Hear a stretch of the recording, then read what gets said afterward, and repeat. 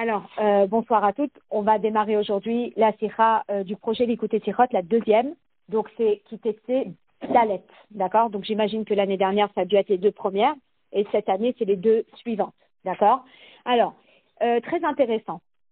Le Rashi est un commentaire de la Torah qui répond à toutes les questions qu'un enfant de 5 ans pourrait avoir.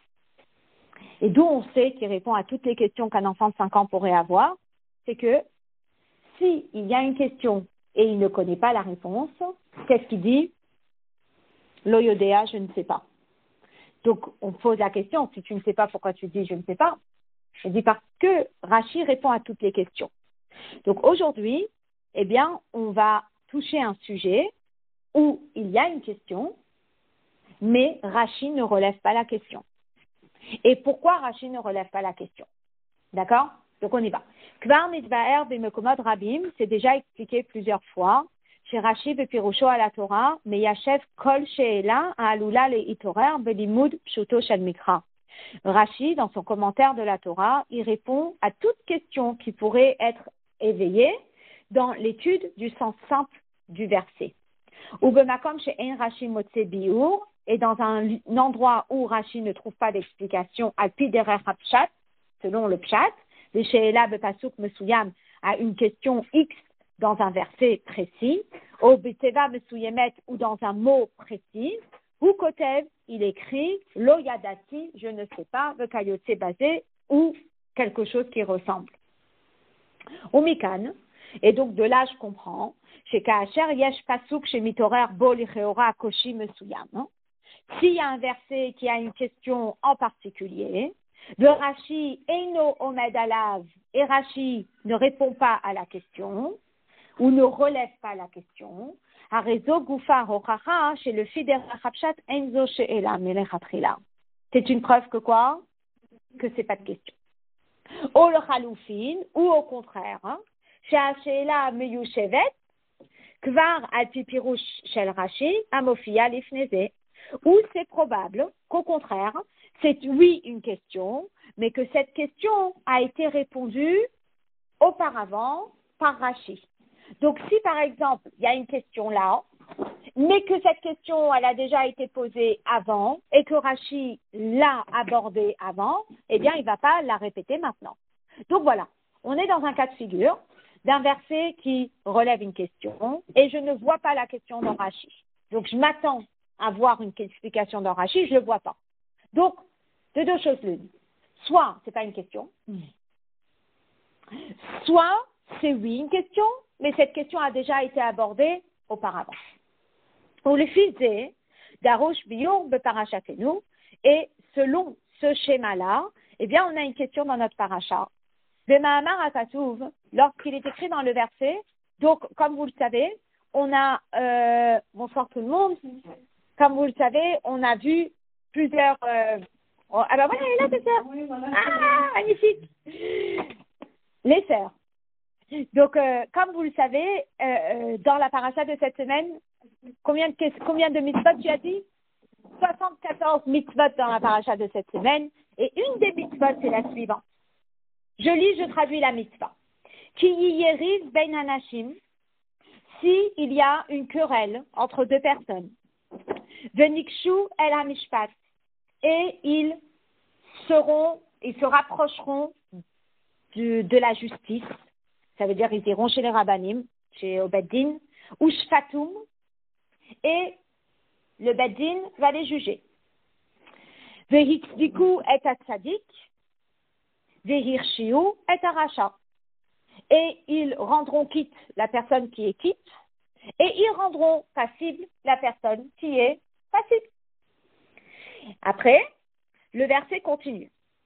Vehaya, et ça sera, im bin hakot, si une des deux personnes, hakot, elle mérite d'être frappée, donc c'est quoi frapper? C'est malkout. Alors, haracha, vehipilo, vegomer, donc dans ces cas-là, eh bien, il donne toute la démarche, comment est-ce que malkout doit se faire, 39 coups, etc., etc. Ok. Alors finalement, le rabbi, en lisant le verset, eh bien, il relève qu'il y a toute une phrase qui est en plus.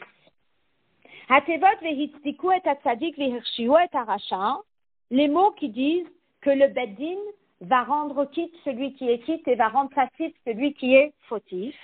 Les Cheoram et Yutarot, apparemment, sont en plus. Share Milta de Pshitahi, parce que c'est une évidence. C'est une évidence que quand on va au tribunal, eh bien, le tribunal, il traite le problème. Automatiquement, il y en a un qui va sortir coupable et il y en a un qui va sortir innocent. Vehaya le katouv lomar rak, et le verset, il aurait pu entièrement abréger et dire qui y arrive s'il y a une dispute, ou shfatum, et donc ils vont aller se présenter au tribunal. Le tribunal va les juger. Vehaya in bin hakot aracha, et voilà, si une des personnes est donc jugée comme passible et il mérite donc malkout, à ce moment-là, voilà comment il faut faire. La Marashi est nommée Yachev et Yitour à la Kan. Comment se fait-il que cette question qui est évidente, eh bien, n'ait pas été relevée par Rashi ici? D'accord? Alors, je reprends juste pour le contexte. Il y a une dispute entre deux personnes. Ils vont au tribunal. Le tribunal va les juger. Et le verset, il est suivi par un autre verset. C'est que si une des personnes est coupable et mérite malkout, voilà comment on fait malkout. OK? Donc, la question est, pourquoi on a besoin de dire Vehitziku et atzadik, Vehirshiu et aracha, qui vont faire le jugement en disant celui-ci est innocent, celui-ci est coupable? C'est une évidence. C'est ça le but du jugement. Le but du jugement, c'est qu'il y en ait un qui soit coupable, il y en ait un qui est innocent. Et si vous voulez, ces mots-là, ils sont un petit peu en plus dans le sens que on n'a réellement pas besoin d'eux. D'accord? Le Rabbi va continuer et va nous expliquer. Le Gabé Anéemar Vehirshiu et Aracha, peut-être qu'il aurait été logique de rajouter ils vont rendre coupable le coupable. Heya et Charles et Amis, on aurait pu éventuellement, alors les Amis, c'est forcer une explication. D'accord? Bedorek alcool panim. Ça veut dire bedorek, ça veut dire je la force. Ça veut dire pas une explication qui est waouh, claire, mais ça aurait pu être une explication de kavanat tevot elou, dans l'intention de rajouter ces mots-là, shehen baot kehakdama ou mavo le nehemar, qui viendrait comme introduction à la suite du verset qui est vehaya im bin hakot harasha. Donc, keloma, ça voudrait dire zedvarakatu. Voilà comment le verset il aurait été compris. Ki yiriv ben anashim, que s'il y a une dispute entre deux personnes, venikshu el amishpat, ils vont aller se présenter au jugement. Ushfatum, et le tribunal va les juger. Et on aurait pu dire juste après, vehirshiu et aracha, et ils ont rendu coupable la personne qui est coupable. Et si cette personne qui est coupable mérite malkout, à ce moment-là, voilà la marche à suivre. Mais honnêtement, quand vous m'entendez dire ça, ça fait un peu beaucoup. On aurait pu juste dire, ces personnes se sont disputées, elles sont parties au tribunal. Et si l'une d'elles a besoin d'être punie par malkout, voilà ce qu'on doit faire. Pourquoi on a besoin de dire que le tribunal a rendu un fautif et un innocent? Enfin, c'est normal, c'est un petit peu la marche à suivre du tribunal. Qu'on a besoin de préciser ça. OK? Et donc, on aurait pu peut-être dire que c'est une introduction au verset d'après, mais ça reste quand même assez surchargé et pas spécialement nécessaire. D'accord? Alors, le rabbi dit aval, mais nosaf alkar chez Zerou dorek gadol, à part le fait que c'est un peu tiré par les cheveux, sauf hahosafa vehirshiu et aracha meyuteret, concrètement, de préciser que la personne coupable a été coupable, c'est en trop. Sheken min haneemar vehaya in binakot aracha, Parce que le fait qu'il soit dit dans le verset juste après que si la personne qui est rachat, elle doit mériter malkout, Shamanu memela shenit kayem kan vehirshiu et aracha. On a compris systématiquement qu'il y a lui quelqu'un qui a été nommé coupable. Ve'aderaba et plus encore. À la chaîne vehirshiu et aracha notenet makom le taout. Le fait qu'on dise la personne qui a été coupable a été nommée coupable, eh bien, ça peut porter à confusion. Ki yachol kol amitraivin bedin lokin talmud lomar vechoulé. Parce que, au contraire, on aurait pu penser que cette phrase d'introduction, elle vient me dire que toute personne qui a été nommée coupable va avoir malkout. Et c'est pas vrai. Pas toute personne qui a été nommée coupable va avoir malkout. Donc, quelque part, vous savez, comme on dit, le fait de rajouter un détail pour confirmer des choses, parfois complique la situation. Et parfois, il aurait été préférable de dire les choses tout simplement.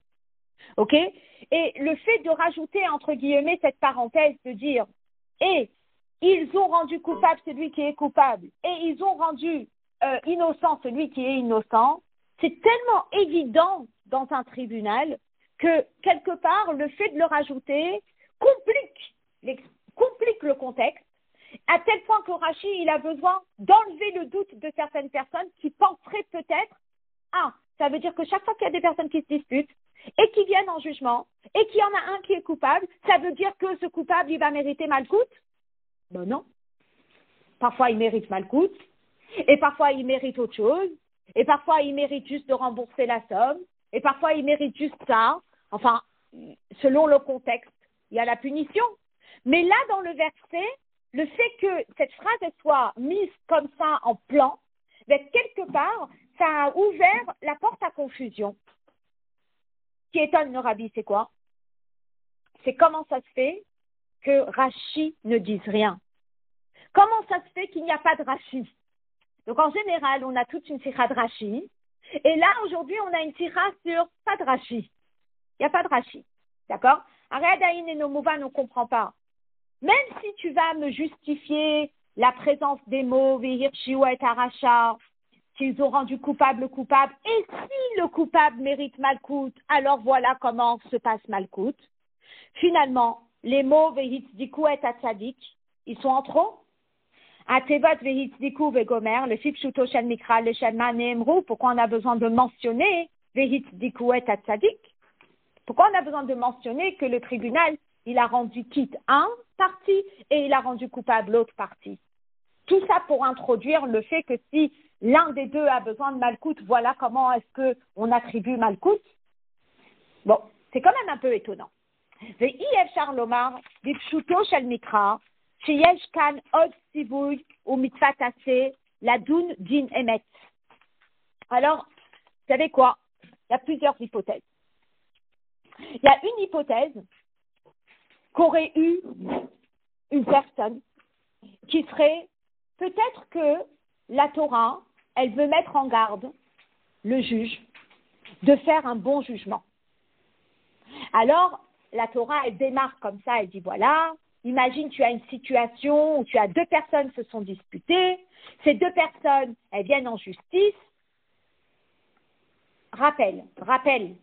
Donc un grand point d'exclamation. Rappel. Hitzdiku et atzadik, hirshiu et aracha. N'oublie pas, juge.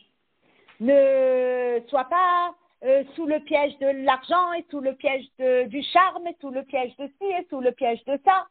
Attention. Hitzdiku et atzadik, hirshiu et aracha.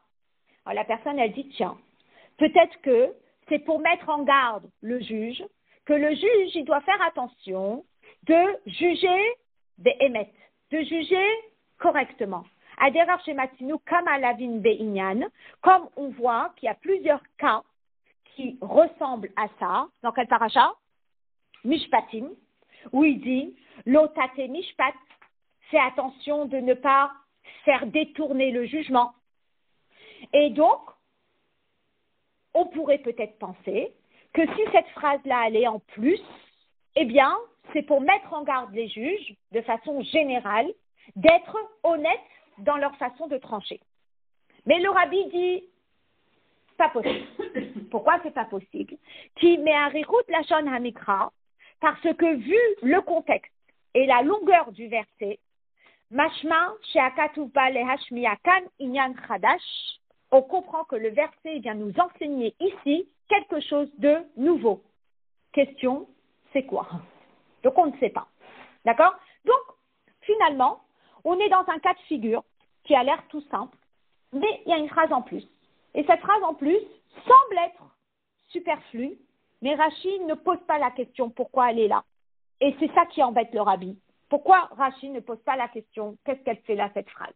D'accord? Maintenant, évidemment, même si la question n'est pas très claire dans notre tête, au fur et à mesure de la sira, le rabbi va expliquer qu'est-ce qu'elle fait là, cette phrase, et donc on va tout comprendre. Tous les morceaux de puzzle, ils vont rentrer dans leur place. D'accord? Maintenant, la question, c'est juste qu'il y a une phrase dans le pasouk qui est en trop. D'accord? Exactement. Donc, le rabbi, il essaye de comprendre comment Rashi évite l'explication. Comment ça se fait que Rashi, il évite d'expliquer qu'est-ce qu'elle vient faire là, cette phrase. Donc, il y a une raison pourquoi cette phrase, elle est là, comme tu dis. Tout ce qui est dans la Torah a une raison d'être. Le rabbi essaye de comprendre pourquoi Rashi ne le mentionne pas. D'accord? Donc, on aurait pu peut-être dire que c'était pour insister, une mise en garde, que le juge, il doit juger équitablement. Mais la phrase est trop longue, le contexte, ça ne matche pas dans le contexte, donc c'est mis de côté. Après, il y a d'autres commentateurs qui expliquent pourquoi cette phrase est en plus, ou elle n'est pas en plus. Qu'est-ce qu'elle fait là, cette phrase? Un des commentateurs, c'est Sifri. Un des commentateurs, c'est la Gemara. Pas difficile. Très intéressant. Sifri, Matinu Mande Amar. Lorsqu'on lit le Sifri, eh bien, on trouve un commentaire qui dit la chose suivante.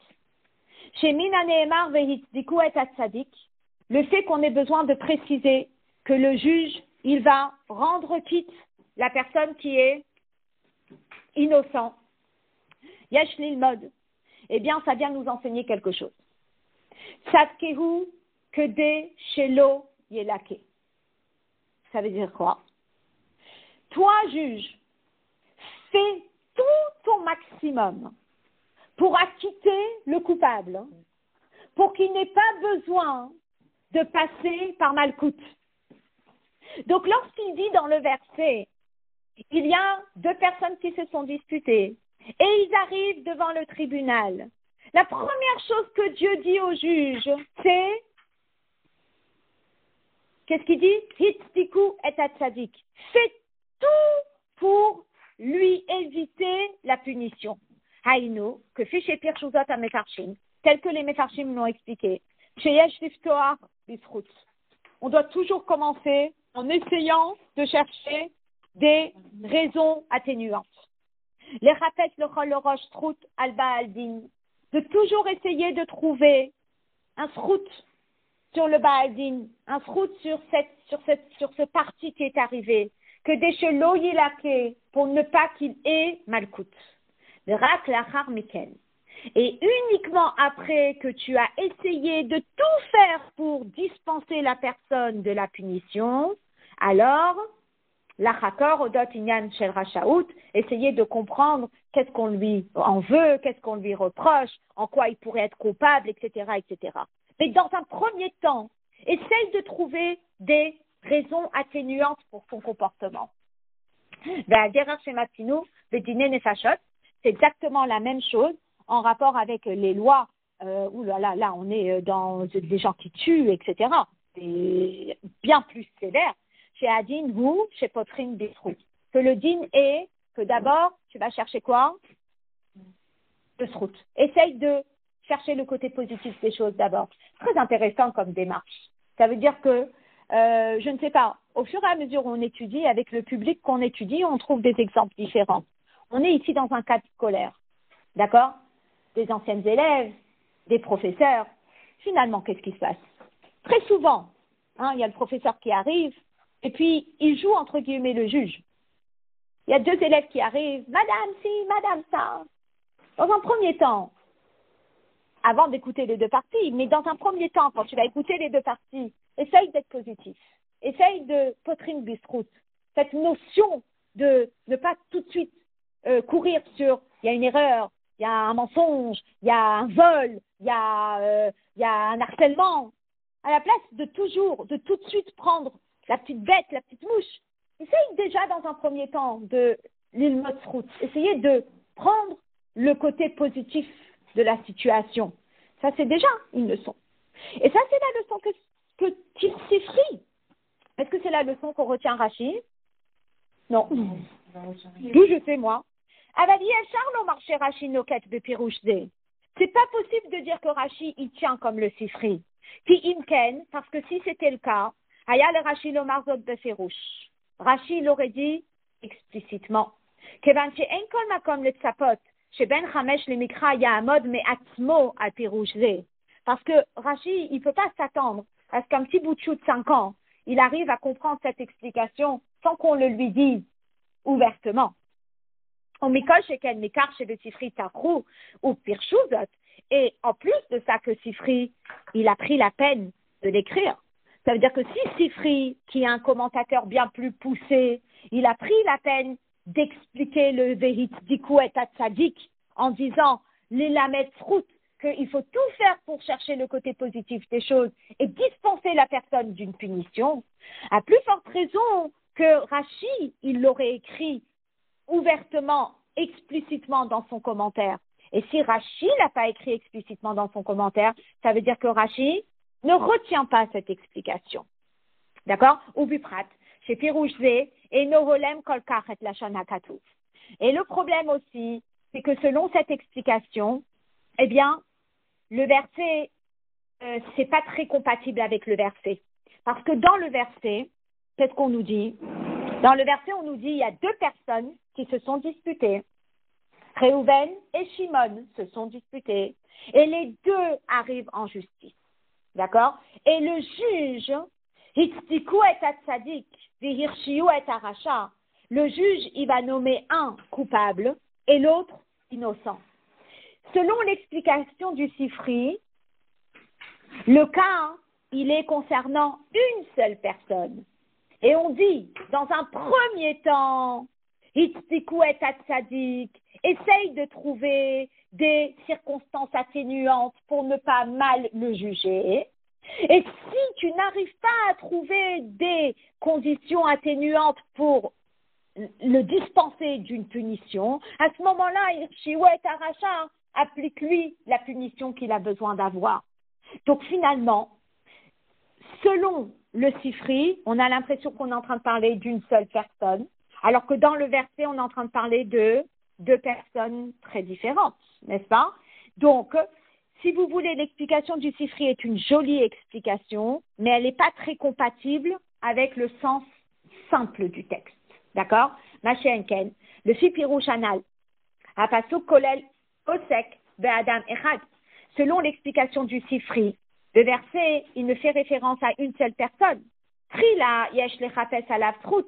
Dans un premier temps, toi, tu dois tout faire pour chercher des mérites pour cette personne, vehitztiku et atzadik, ou que chez Yeshar limtso, et que si tu n'arrives pas à trouver, azai vehirshiu et aracha, à ce moment-là, tu seras obligé d'appliquer la punition à la personne qui est fautive. D'accord? Donc finalement, le Rabbi il dit que on pourrait éventuellement trouver des explications à ce verset ou à ces mots qui semblent être en plus. Numéro 1, tu pourrais dire que c'est une mise en garde pour le juge de toujours être honnête dans son jugement. Mais le Rabbi dit, c'est pas trop dans le contexte. Numéro 2, on aurait pu prendre l'explication du Sifri qui dit que, dans un premier temps, essaye de trouver des explications atténuantes pour lui éviter la punition. Si tu trouves vraiment pas, tu appliques la punition. Mais le problème, c'est quoi? C'est que cette phrase, elle s'applique que sur une personne, alors que là, on est dans le cas de 2 personnes. Après, il y a une explication de la Gemara. Qu'est-ce qu'elle dit la Gemara? Alachat kama vekama, chez Efshar lomar chez Rashi noket bipshuto shen mikra et darshat Gemara. Si déjà Rashi, il ne peut pas soutenir l'explication du Sifri, parce que ce n'est pas compatible dans le sens simple du texte, alors, à plus forte raison qu'il n'opterait pas pour l'explication de la Gemara. C'est quoi l'explication de la Gemara? Oh, très intéressant. La Gemara, ouais, elle s'envole. Elle part ailleurs. Et la Gemara, elle dit, qu'est-ce qu'elle vient faire ces mots-là? Il se dit quoi est tzadik, Hirshiou est aracha. La Gemara, elle est partie dans un autre contexte. Hakatuf kan kai bemikre shebo edim zomemin. La Gemara, elle dit que ici, on est en train de parler d'un cas de figure de deux témoins, des faux témoins.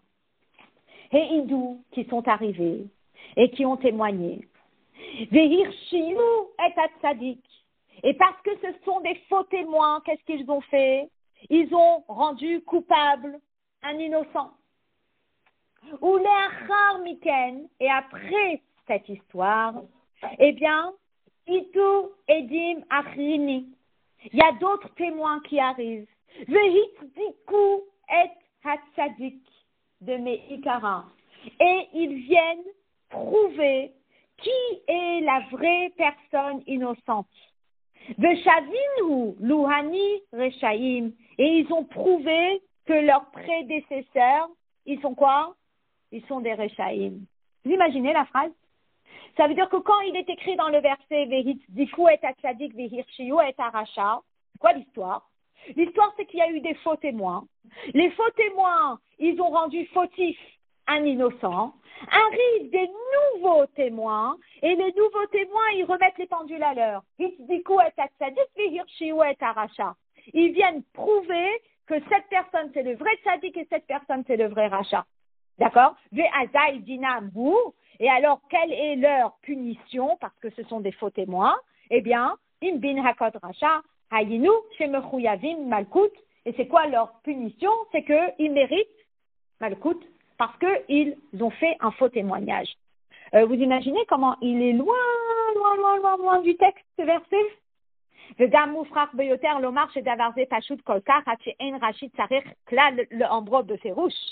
Alors vous allez me dire, attends, si Rashi il tient que c'est ça l'explication, c'est tellement loin du pshat, le petit enfant de 5 ans, il n'aurait pas pu imaginer tout ça. Donc si Rashi tenait que c'était ça l'explication, c'est sûr qu'il l'aurait dit directement dans le Rashi. Et si Rashi ne le dit pas, c'est que ni il soutient l'hypothèse qui dit que c'est une mise en garde générale pour le jugement, qu'il faut être honnête, ni il soutient l'hypothèse qui parle du sifri, qui est en train de parler de la notion de melamet route, de chercher d'abord le positif avant de tout de suite taper sur le négatif. Ce qui est tellement un réflexe, tellement naturel, vous savez. Je ne sais pas, le professeur il est à bout, il y a une élève qui arrive et qui dit « Ah, madame, cet élève, non », et puis tout de suite, on est déjà énervé dans notre tête. Mais la mettre route. Mais Rashi, il n'a pas l'air de le relever, celle-là. Et en plus, c'est pas l'explication de l'Agmara, parce que si c'était l'explication de l'Agmara, c'est sûr que Rashi l'aurait mentionné. Alors, le Rabbi revient à notre question de base. Et il dit que quoi? Il dit que finalement, s'il n'y a pas de Rashi, c'est que quoi? C'est qu'il n'y a pas de question, ou bien que la question a déjà été résolue auparavant. Ok? Finalement, le Rabbi, il nous enseigne à comprendre un Rashi. C'est extraordinaire. Et bientôt, on est à combien? On est quoi aujourd'hui? On est Chet Elul. On est le mois qui précède Vav Tishri, le Sichot de Rashi, qu'il a commencé une fois que sa mère nous a quittés. Et donc, la Rabbeten Chana, cette année, ça va faire 60 ans qu'elle nous a quittés. Donc, c'est quand même incroyable, ce cadeau que le Rabbi nous a donné, de nous apprendre à lire un Rashi et à comprendre un Rashi. Et donc, finalement, Yash Lomar, on est obligé de dire,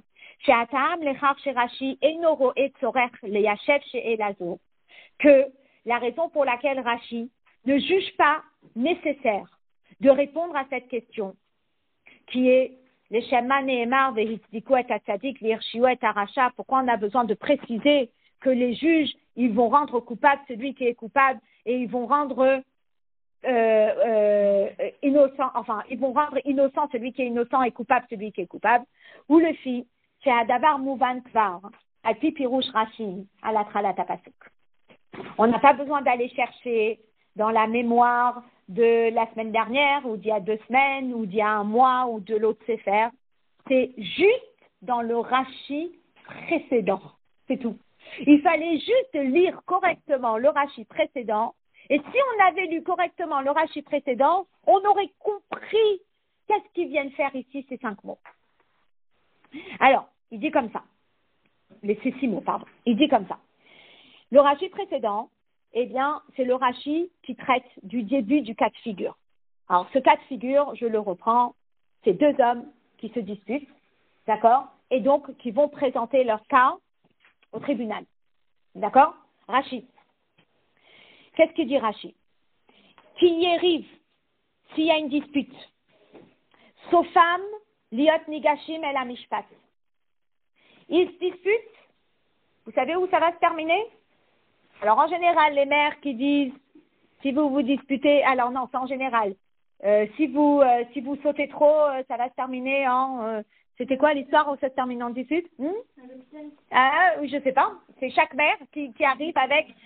Elle est en train de prévoir ce qui va se passer. Donc, qui y arrive, s'il y a une dispute, Sofam liot nigashim el amishpat, ils vont finir en justice. Et regardez ce que dit Rashi. Et mort me'ata. D'ici tu apprends. Ein shalom yotse mitor meriva. Qu'il n'y a pas de paix qui émane d'une dispute. Forcément. Mi garam lelot lifrosh minat tzadik. Qui a fait en sorte, ou qu'est-ce qui a causé que Lot se sépare de Abraham le tzadik? C'est quoi? Heve Omer Meriva, c'est une dispute. Maintenant, nous on est là, et on est en train de lire ce verset, on est en train de lire ce Rashi. Il y a des gens qui se disputent, et où ils terminent? Ils terminent en justice. Dans notre tête, si des gens se disputent et terminent en justice, pour vous, c'est positif ou c'est négatif? Pour moi, c'est positif. C'est magnifique d'aller en justice.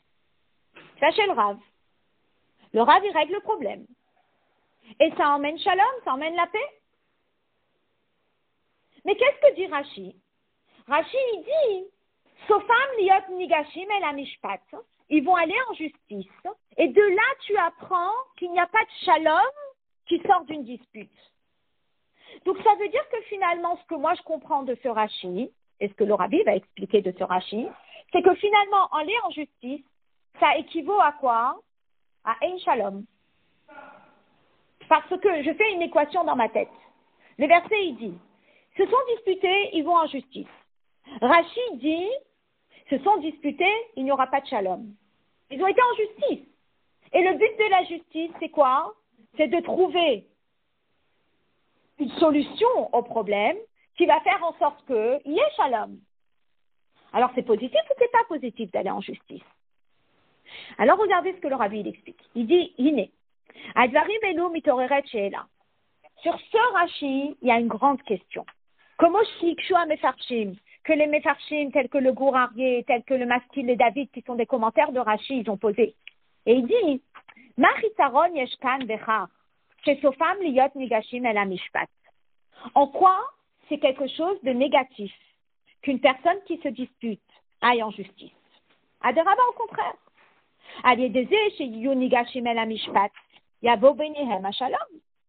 Au contraire, s'ils vont en justice, c'est quoi la suite logique?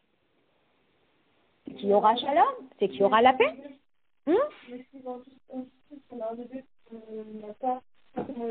Exact.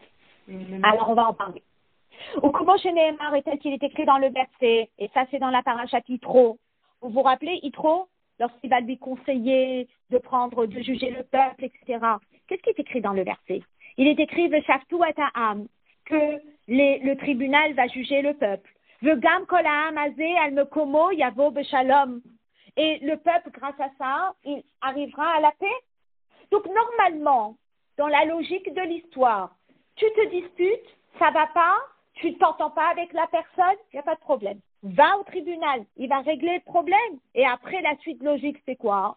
C'est qui est shalom. Atmiya gdola mizo. Et la question elle est encore plus importante. D'abord, en lisant Rashi, on a l'impression que pas du tout. En lisant Rashi, on a l'impression que d'aller en justice, eh bien, c'est un signe que c'est-à-dire à la catastrophe, entre guillemets, d'accord? Plus que ça, Rashi, il s'inspire de quoi pour donner son explication? Il s'inspire du Sifri. Et la formule du Sifri, elle va dans ce sens.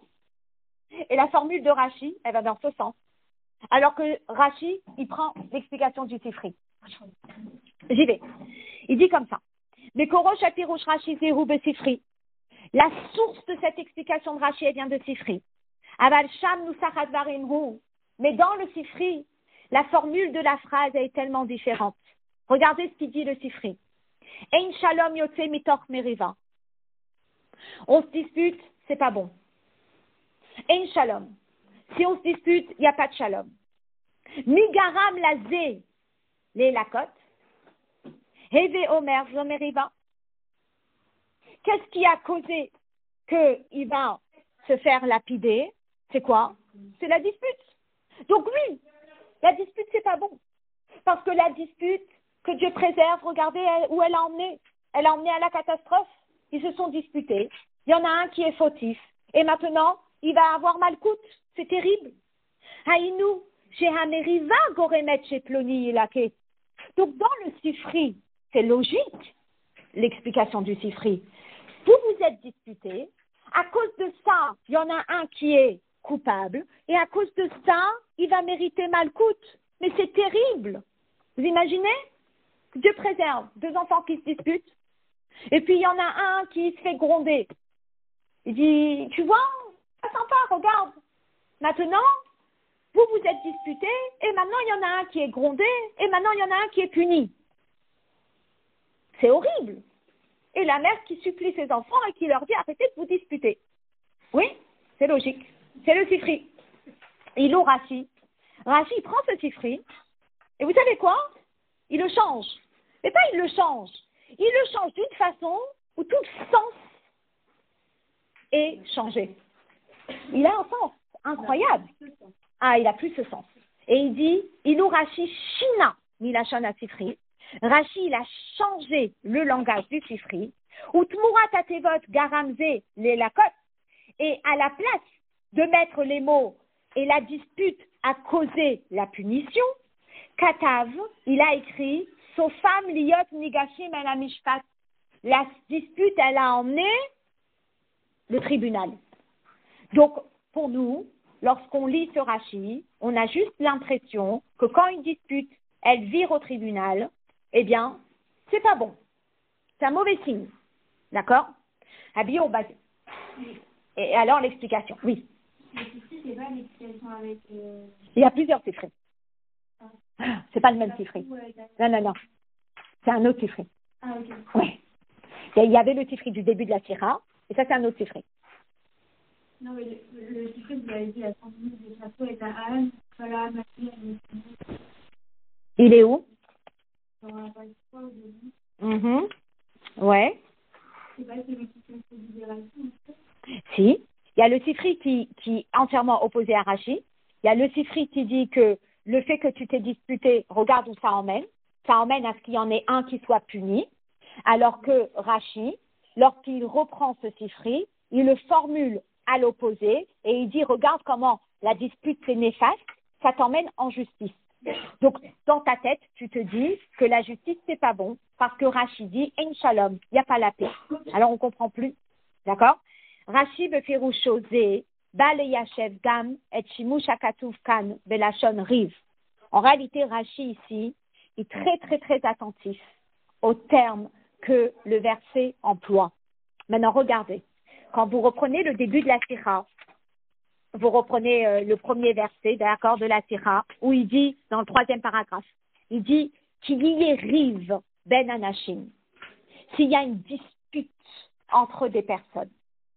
Maintenant, en général, c'est très beau, mais la Torah, lorsque elle parle d'un désaccord entre deux personnes, elle n'utilise pas le terme rive. Non. Dans Mishpatim, dans Yitro, lorsque Yitro il conseille à Moshe que des personnes viennent pour se faire juger, regardez les termes qui sont employés, c'est tellement raffiné. Regardez ce qu'il dit. Il dit comme ça. Matinu bekama mekomot. on a retrouvé à plusieurs reprises chez Sirsur ben Shnei Anashim, Hamuva Lifnei Hashofet, Metsuyan Batora Bebitui Davar. En général, le terme. Oui, ça, pour le dire que c'est en bas. C'est en bas, c'est un peu en bas. Alors, le verset, il dit qu'il y ait lahem davar, que si ils ont quelque chose entre eux, ça veut dire il y a ce qu'on appelle un conflit, il y a un différend entre des personnes. Ça veut dire on ne pense pas la même chose, on n'arrive pas à trouver un terrain d'entente. Alors, ben Elai, emmenez-le-moi à moi, c'est qui? Moshe Rabbeinu, Veshafat, et je jugerai Ben Ish ou Ben Rehu, entre un homme et son ami. Ça peut être Ben Ish le Rehu, ça peut être Ben Ish le Ishto. Personne, elle a un désaccord. Ça peut arriver qu'il y ait un désaccord. Pas tout le monde dit qu'on doit être d'accord sur tout. Et si on n'arrive pas à trouver un terrain d'entente, c'est OK, c'est pas grave. À ce moment-là, yesh davar, il y a quelque chose qui va pas, il y a un désaccord, il n'y a pas de problème. Va chez Moshe Rabbeinu, va au Beit Din, et il va régler ce désaccord. Miba'al devarim, yigash alehem, celui qui a des choses, entre guillemets, à ce moment-là, qu'il aille au tribunal.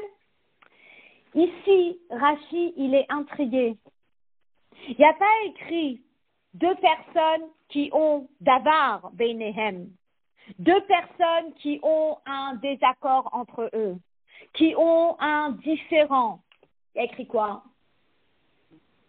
Rive. Rive. Ça veut dire quoi, rive? Ça veut dire que ce désaccord, il a débordé. Ce désaccord, il est devenu personnel. Et donc, c'est ce qu'on appelle une dispute.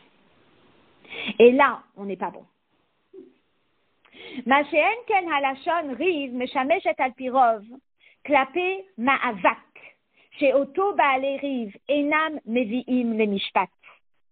Là, quand on parle de rive, c'est un cas de figure où les personnes ne veulent pas aller en justice. Comme Vayehi riv ben roé mikne Abraham. Il y a eu une dispute entre les bergers de Abraham et les bergers de Lot. Vayerivu roé Grar, et les bergers de Grar se sont disputés. Vechen, et ainsi, Yerivu nanashim, deux personnes qui se disputent. Ça emmène à quoi? Vehika ish. Il a levé la main et il a frappé. Très différent. Il y a une énorme différence entre Yesh Davar Beinenu et Yesh Riv Beinenu. Quand on dit Yesh Davar Beinenu, ça veut dire qu'il y a un désaccord. Et ce désaccord a fait qu'on n'arrive pas à trouver un terrain d'entente. Et qu'est-ce qu'on fait dans un cas pareil? Eh bien, on va demander à une tierce personne. Ça peut être un rave, ça peut être un mashpia. On va demander à quelqu'un de nous aider à résoudre ce désaccord. Rive, c'est pas un désaccord. Rive, c'est littéralement une dispute. Ou le fisé ayamatim yoter shakatuv yenkot kan belashon ki yedavar. Et alors Rashi, il a cette question. Et Rashi se demande, comment se fait-il que dans le verset, il y a écrit rive et il n'y a pas écrit davar, ce qui aurait été logique, tel que c'est écrit de par ailleurs. Shenitan lehivakea, ça veut dire c'est quelque chose qui ouvre une place à une discussion. Venez, on s'asseoir et venez, on en discute. Chez Unkelos Tirgem, et Tevat Riv, chez Bepasuk Didan, Lo Matsuta, que Berov Amekomot, chez Bahem Nehemar Riv, et la din. Et en plus de ça, c'est que dans le Targum, la façon qu'il traduit Riv, c'est pas la façon qu'il traduit Riv en général. En général, Riv, dispute, en araméen, c'est Matsuta. Et là, il n'a pas traduit Riv par Matsuta. Il a traduit Riv comme si dans le verset c'était écrit quoi? Davar. Et il dit din, s'il y a une personne qui a un désaccord et qui doit aller en justice. Et imken.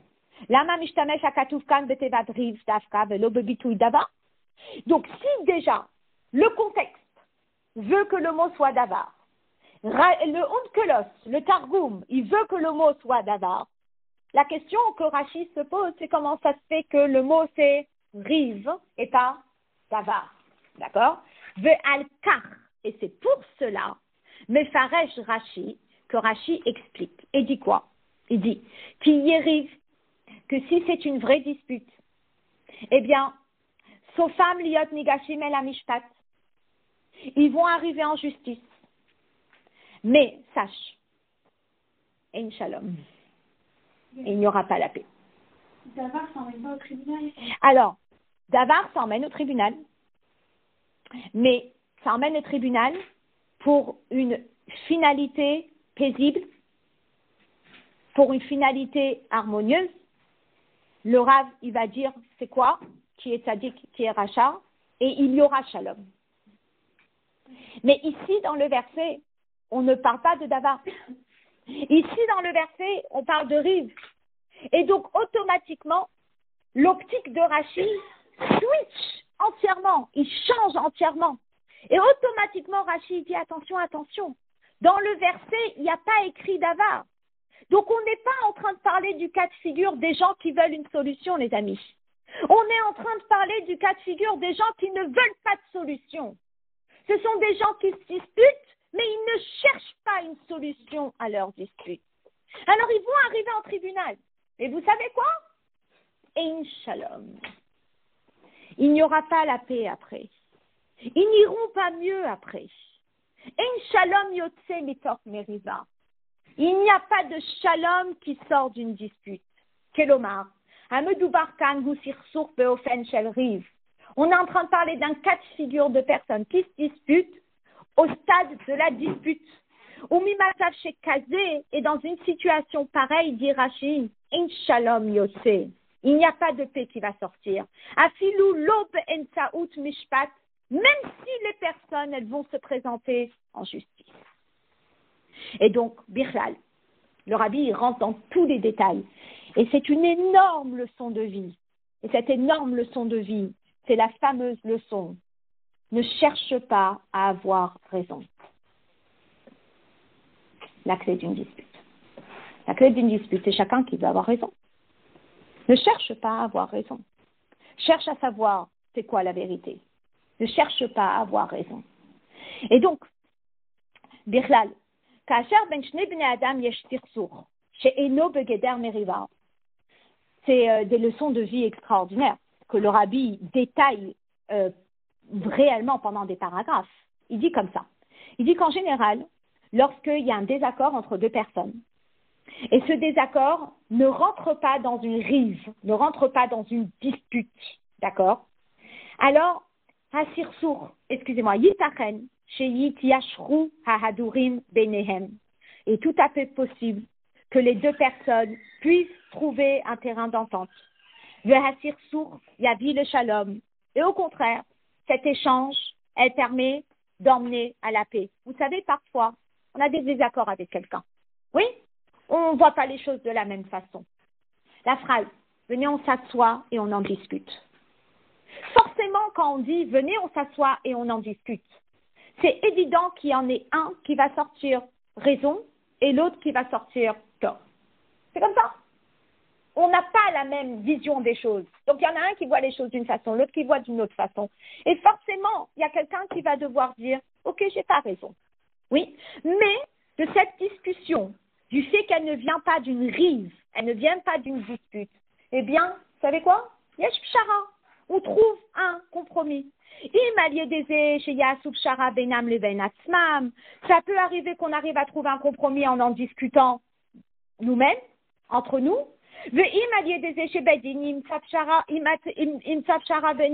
Et parfois, on a besoin d'une tierce personne, où les deux parties n'arrivent pas à trouver un terrain d'entente, mais ils n'ont pas envie d'avoir besoin de traverser la rue lorsqu'ils marchent dans la rue parce qu'ils ne peuvent pas voir la personne en face, parce qu'il vient d'avoir la grosse dispute.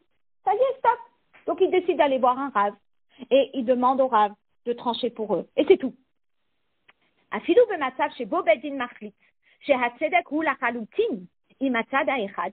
Imaginez-vous, ils arrivent les deux chez le Rav. Et le Rav dit que Réhouven a entièrement raison. 100% raison. Est-ce que ça peut se terminer en shalom? Si. Pourquoi? Parce que L'autre partie ne cherche pas à avoir raison. On cherche à savoir c'est quoi le bien, c'est quoi le juste. C'est tout, point à la ligne. Le Rav, il a dit, toi t'as raison, toi t'as tort, t'as tort. J'accepte mon tort. Il accepte sa raison. Et on avance et il peut y avoir shalom. Il peut l'accepter sur le coup et pas l'accepter après. Alors, ça c'est un travail énorme à faire sur soi. De ne pas. Si déjà on l'a accepté sur le coup, c'est déjà pas mal. En général, c'est à l'envers. Arrête, mais arrête. On peut avoir un désaccord avec quelqu'un et accepter Ouais. le Rav dit, Ouais. et ensuite, après, être chercher là-bas. Alors, il y a quelqu'un qui nous a monté la tête sur la route. Mais, d'accord. Mais c'est personnel envers la personne. Après, c'est personnel. Donc, c'est quelqu'un qui nous a monté la tête. Arrête, mais arrête, chez En Benehem Riv. Étant donné que ces deux personnes, elles ne sont pas en dispute, elles sont en désaccord, mais elles ne sont pas en dispute. Qu'est-ce qu'elles cherchent? Elles cherchent la vérité.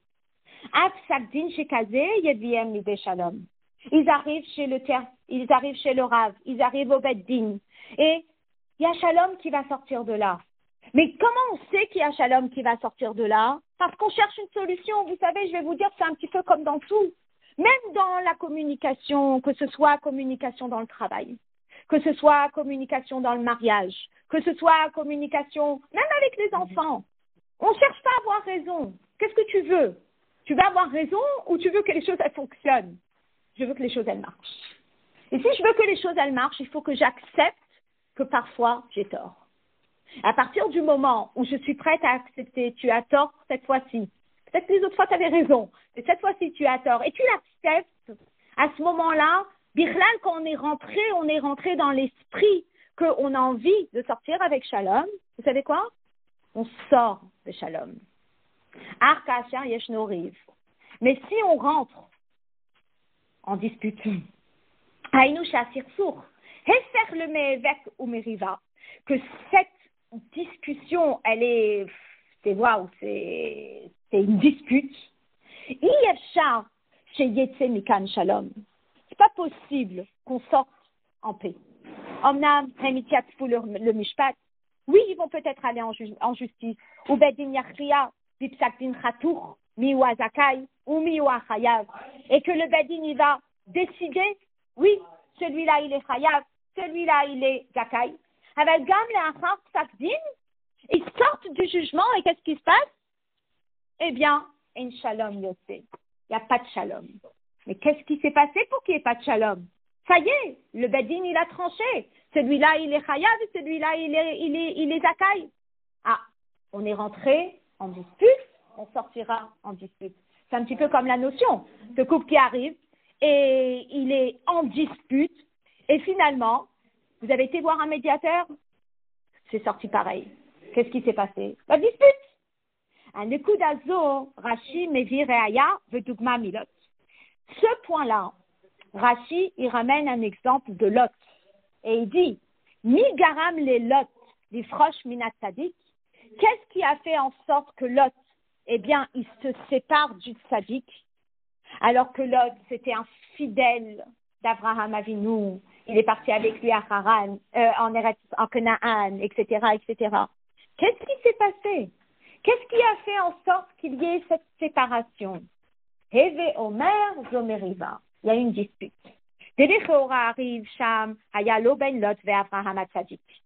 Finalement, cette dispute, elle n'était pas entre Abraham et Lot.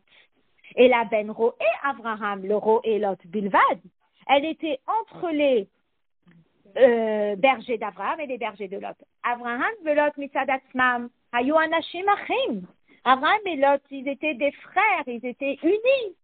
Ou Mikol Makom, Kevan Sheparat Sham Riv, comme il y a eu une dispute, Lo Haya Biyechotam Leishaer Beshalom Bemakom Echad, ça a fait en sorte qu'ils ne puissent pas rester dans le même endroit. Velot Uchrach Lifrosh Mina Tzadik. Et Lot, il était obligé de se séparer du Tzadik. Ça, c'est lorsque on est au stade de Riv. Alors finalement, qu'est-ce que le Beddin, il est capable de faire? Le Beddin, il n'est pas capable de guérir les cœurs.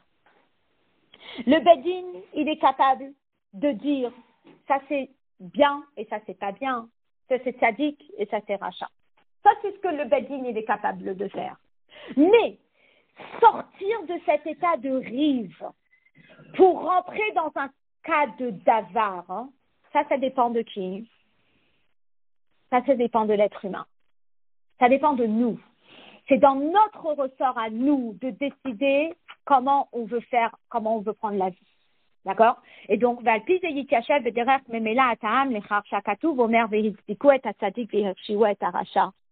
là, le rabbi revient sur notre question initiale. Quel est le sens de cette phrase? Ils vont rendre quitte la personne qui est quitte, et ils vont rendre fautif, coupable la personne qui est coupable. Sheken, le fi pirouche Rashi, Zohi bediyu kavanat apasuk kan. Selon l'explication de Rashi, eh bien, c'est exactement ça le sens du verset. Asher, ki yeriv, ine en shalom yotze. Rashi vient de le dire. Il y a une dispute. N'attends pas shalom à la fin. Alors, j'attends quoi? Tu vas attendre hitztiku et atzadik hirshiu et aracha. La seule chose que le Beddin est capable de faire, c'est de déterminer qui a raison et qui a tort. C'est tout ce que le Beddin est capable de faire lorsqu'il y a un rive, lorsqu'il y a une dispute. Shalom lo yitzmach mikach. Ne pense pas qu'il y aura shalom qui va sortir de là. Afilu lo be'emtsaut mishpat, même si on va se présenter au tribunal. Les filles, parce que chez Hamishpat kan ou beofen shel, vehitzdiku et atzadik vehirchiu et aracha. Parce que là, on est dans un jugement qui est très, très, très spécifique. C'est un jugement dans un cas d'une grosse dispute. Donc moi, je ne suis capable de te dire juste qui sera innocent et qui sera coupable. Mais pas capable d'assurer shalom après. Et medubarkan de baaledin amechazrim achara emet. Parce que on ne parle pas de deux parties qui sont prêts de céder sur la vérité. Qui sont prêts de céder sur leur ressenti. Donc, ce ne sont pas deux parties qui vont chercher le émet. Ou memela mevakshim mishpat sheyadi shalom benehem. Parce que si c'était le cas, ils auraient cherché le jugement qui va emmener shalom benehem. Et là, mais on est dans un cas de figure où on est dans un cas de figure où il y en a un qui va sortir innocent et il y en a un qui va sortir coupable. Et dans cette situation-là, Matarat Psakdin Eina Ela Levarer Zot. Le Beddin, il va venir uniquement pour clarifier les Hatzik et Tzadik, les Harshia et Paracha. Uniquement pour clarifier qui est le Tzadik et qui est le Racha. Alors vous allez me poser la question. Ça sert à quoi d'aller en justice? Ça sert à quoi d'aller en jugement? Si c'est pour ne pas qu'il y ait du shalom après, les gens ils se disputent. Ça se dispute, ça se déchire, etc., etc. Alors à un moment tu dis, mais d'une manière ou d'une autre, même s'ils vont en justice, ça n'arrangera pas le ressenti. Alors dans ces cas-là, peut-être tu ne vas pas en justice. Alors, la question c'est est-ce que c'est important de le savoir? Alors, regardez, le rabbi va expliquer, incroyable. Il dit, en réalité, le rabbi va rentrer dans toutes les configurations. Il dit, une personne, elle aurait pu penser qu'étant donné que c'est une dispute, et que les gens, ils sont réellement en dispute, car chez au point où l'un ou même les deux, c'est des rechaïm, dans le sens que c'est des vraies personnes qui se disputent.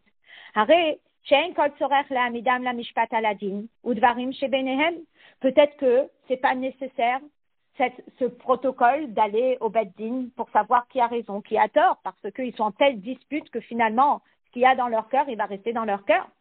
Et là, peut-être que les rabbinim se posent la question et peut-être qu'il aurait peut-être été préférable que déjà on doit les punir sur leur ressenti. Arrêtez de vous disputer. On va parler après qui a raison, qui a tort. D'abord, arrêtez de vous disputer. Et après d'évaluer la situation juridiquement, si la personne elle a raison, si la personne elle a tort. Sheken etzem bitul hamachloket, yachol lehavi lidei shalom, parce que effectivement, si on arrête la dispute, peut-être que ça va emmener la paix, et peut-être que la personne elle va apprendre à reconnaître la vérité. Et alors la Torah elle vient et elle répond à cette question et elle dit qu'il y arrive, s'il y a une dispute, même au niveau de dispute, ou shfatum, il faut que ça passe en justice. Mibli habet al arrive à omet benehem. On ne regarde pas le fond du ressenti, du cœur, etc. Al bedin mutal achiyuv lishpot benehem. Le bedin, il a le chiyuv de juger. Les hikanes, le nifre atirsour, de rentrer dans les détails du désaccord. Les hamik, les nifron kedebayi et praté adavar, de bien s'approfondir sur les détails. Ou le hagia l'idée hachra'a ou psakdin, et d'arriver à une conclusion, et d'arriver à une évaluation, et d'arriver à un psakdin. Parce que cette partie-là, le rabbi, quelque part, il s'adresse au rabbanim, où le rabbi dit, ça sent mauvais. Il dit, c'est une telle dispute que, d'une manière ou d'une autre, on ne va pas arriver à la paix.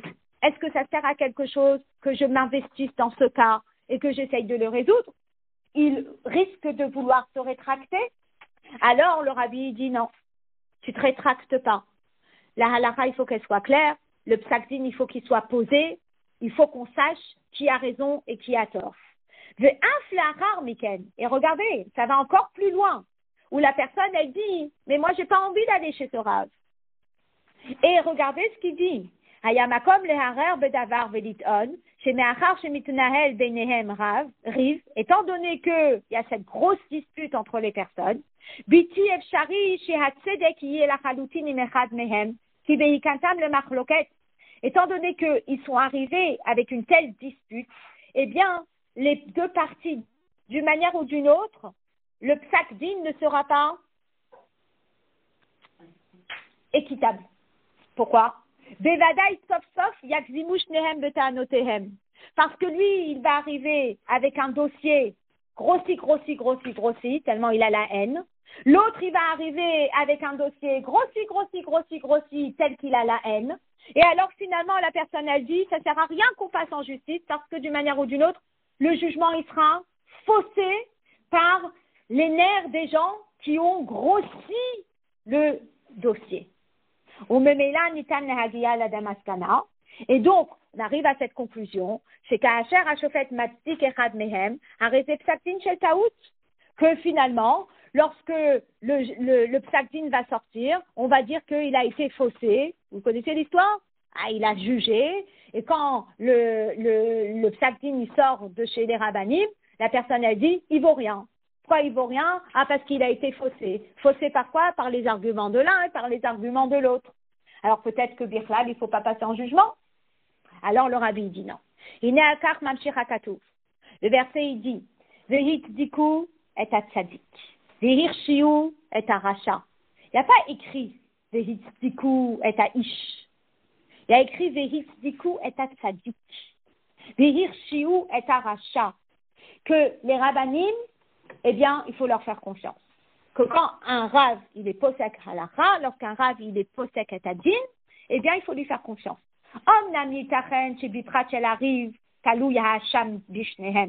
C'est possible qu'au niveau du ressenti, au niveau de la dispute, les deux soient coupables. Aval, mais concernant le cas lui-même, les rabbanim, ils ont cette force et cette possibilité de séparer le cas du ressenti des parties. Toi, tu te disputes, toi, tu as la haine, c'est ton histoire. Non, toi, tu me donnes tous les détails de ton cas. Lui, il donne tous les détails de son cas. Et le Rav, il n'est censé regarder que les détails du cas et de dire le tzaddik est tzaddik, le rachat est rachat. Benekudazo, divrei hashoftim emet. Là, la parole des shoftim, elle sera juste Sha'echad hatztek imo legamre, qu'il y en a un qui est entièrement innocent, Vezulato, et no bar tzedek klal, et l'autre, il est entièrement fautif. Question. Est-ce qu'on peut régler cette histoire de rive? Est-ce qu'on peut régler cette histoire de dispute? Alors, le rabbi termine et il dit, Viesh Lomar, Adera Kofen Alimut Shebegmara.